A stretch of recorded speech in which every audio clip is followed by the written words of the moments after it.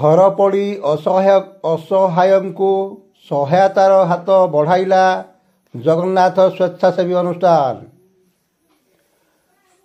अनुगुल जिला आठमल्लिक उपखंड किशोरनगर ब्लॉक गाँ बइंडा पंचायत अंतर्गत सरला ग्राम रुगुली साहिर ब्रजबंधु प्रधान पिता नेत्रानंद प्रधान गतकाली 4-5 घंटिका समय अचानक घर निआ बाहरी घर पड़ी सबू जिनपत्र नष्ट हो जाइथिबा देखिबाकु मिलिछि।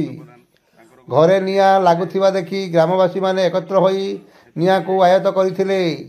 खबर पाई बइंडा अंचलर अग्रणी संगठन जगन्नाथ स्वेच्छासेवी संगठन सभापति निरंजन प्रधान संपादक विश्वेश्वर साहू समेत समस्त सदस्य घर पड़ीथिबा घर को जाई कमल चूड़ा चाउल समेत नित्य व्यवहार्य सामग्री देइथिबा देखिबाकु मिलिछि।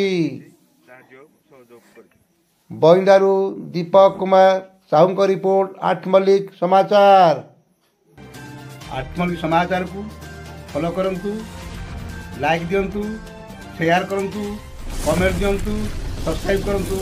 8 मल्लिक समाचार सहित जड़ी हंतु। रहिली नमस्कार।